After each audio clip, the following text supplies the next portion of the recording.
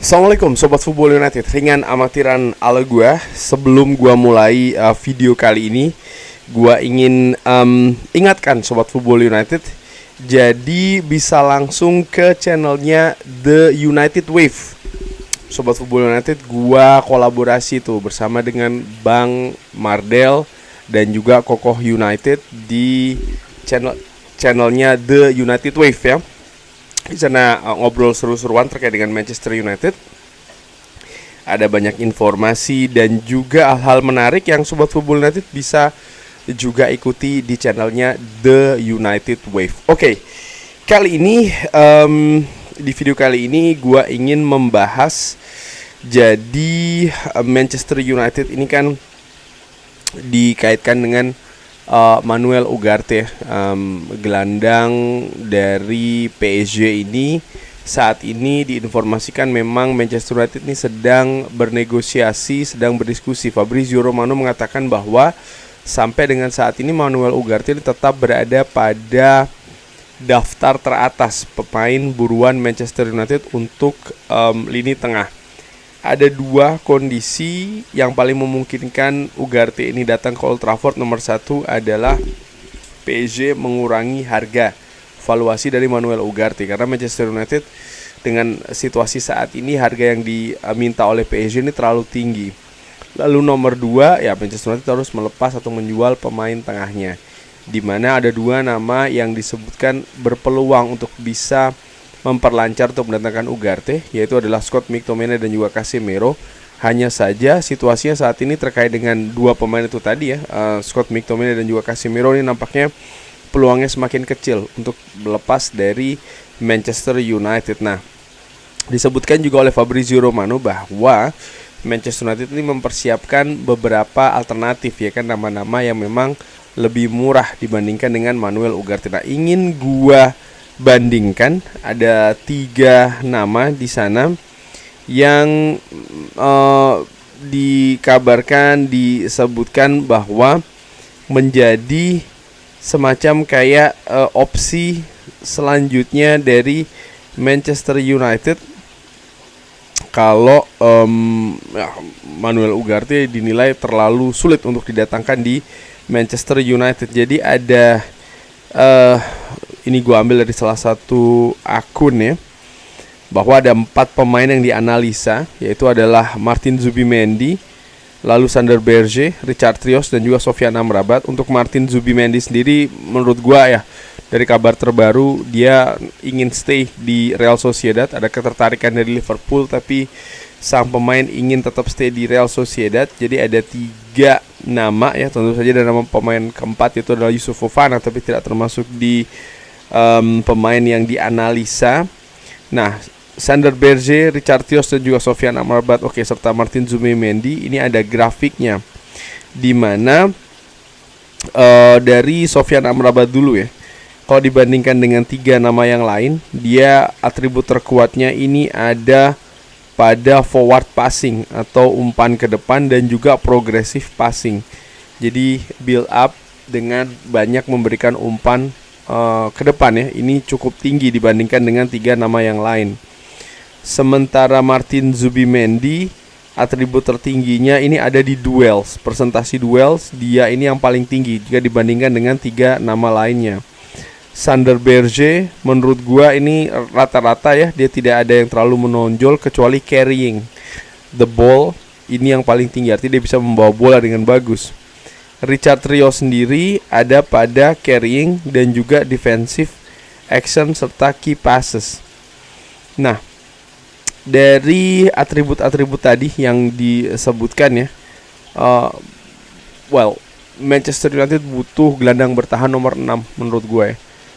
Pemain yang bisa menjadi penyeimbang Casemiro, bisa menjadi backup, bisa menjadi rotasi, dan juga bisa memberikan kompetisi bagi Casemiro. Menurut gua poinnya ada di situ. Memang ada Toby Collier yang di preseason ini sering juga dimainkan ya kan, bersama dengan Casemiro, tapi gua menilai memang agak berbeda nih sistem permainan dari Toby Collier jika dibandingkan dengan Casemiro. Gua melihat memang Manchester United butuh gelandang jangkar, di mana gelandang jangkar ini bisa menjadi jembatan ya ketika build up, sekaligus juga menjadi perisai ketika kehilangan possession atau dalam situasi bertahan, terutama dalam menghadapi counter attack dari tim lawan. Nah, dari situ gue menilai dari atribut-atribut yang ada ini ya, bahwa memang atribut-atribut defensif itu yang lebih diutamakan. Artinya defensive action dan juga duels. Nah, kalau dilihat dari statistik ini, maka yang paling unggul di duels itu ada Martin Zubimendi. Tapi tadi gue udah katakan ya, Zubimendi tidak akan kemana-mana. Lalu di duels ini ada Sander Berge. Sementara untuk defensive action ini ada Richard Rios dan juga Sofyan Amrabat. Nah, dari situ gue melihat langsung aja ya, menurut gue bagaimana Sofyan Amrabat dan juga Sander Berge ini dua nama yang menarik. Tapi di sisi lain tentu saja selain kemampuan defensif juga harus ada kemampuan build up. Nah, progressive passing. Dari sisi sini Sofyan Amrabat ini lebih unggul, baik itu di umpan ke depan, persentase keberhasilan umpan ke depan, dan juga progressive passing. Sofyan Amrabat lebih unggul daripada 3 nama lainnya. Dan kalau gue kombinasikan secara berimbang antara ya kemampuan build up dan juga kemampuan defensif, nampaknya Sofyan Amrabat yang paling sesuai di antara total 4 nama ini. Ada Zubimendi, ada Richard Rios, dan juga Sander Berge. Sofyan Amrabat sendiri seperti kita ketahui ya sudah memiliki pengalaman bermain dengan Manchester United, sudah memiliki pengalaman dengan Premier League. Hanya saja musim lalu memang bukan situasi yang ya, ideal bagi pemain ini, di mana dia masuk di periode akhir sebelum bursa transfer ditutup, lalu dia cedera pula, dan ketika dia dimainkan tidak menduduki ataupun menempati posisi terkuatnya. Baru dia ditempatkan di posisi terbaiknya, itu adalah gelandang sentral, gelandang bertahan sentral ini di mendekati musim berakhir. Dan ketika itu menurut gua dia bisa berperforma dengan bagus ketika situasi fisiknya ini fit. Dari situ ini membuktikan bahwa memang ya Sofyan Amrabat ini bisa dipertimbangkan sekali untuk menjadi calon opsi di lini tengah. Nah, tentu saja seperti tadi disebutkan di awal bahwa memang Manuel Ugarte ini yang menjadi prioritas utama dari Manchester United. Tapi gue juga melihat ada beberapa kemungkinan ya. Apakah mungkin Ugarte dipinjam dulu oleh Manchester United ataupun dibeli dengan skema pembayaran yang berbeda, struktur pembayaran misalnya dengan cicilan ya. Atau ya Manchester United mengurungkan niat untuk mendatangkan Ugarte di musim panas ini, itu juga bisa terjadi. Tapi baik Ugarte datang ataupun Ugarte tidak datang, menurut gua intinya Manchester United butuh penguatan kualitas di lini tengah.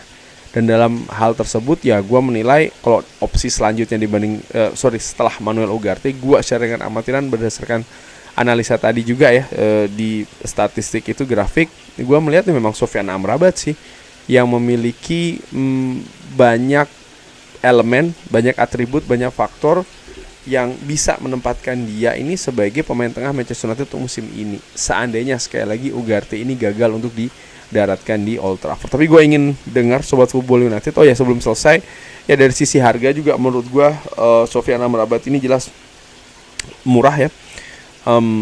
Klausul pembelian 20 juta tidak disetujui oleh Manchester United, mungkin sekitar 15-an juta, di mana ini tentu saja hampir 3 kali lipat bahkan ya lebih rendah jika dibandingkan dengan angka Ugarte, di mana kabarnya 70 juta ya, bahkan lebih 4 kali lipat kalau seandainya memang 15 juta lebih ya kan angka dibandingkan Sofyan Amrabat dengan Ugarte, di mana Ugarte kabarnya 70 jutaan ya kan euro itu yang diinginkan oleh PSG, atau sekitar 60 jutaan, masih terlalu tinggi berkali-kali lipat jika dibandingkan dengan harga dari Sofyan Amrabat. Tapi ya kita lihat akan seperti apa. Nah, sekarang gue ingin dengar dari Sobat Football United, kalau seandainya Ugarte gagal didaratkan di Old Trafford, siapa calon alternatif yang Sobat Football United inginkan? Seperti biasa silahkan drop di kolom komen.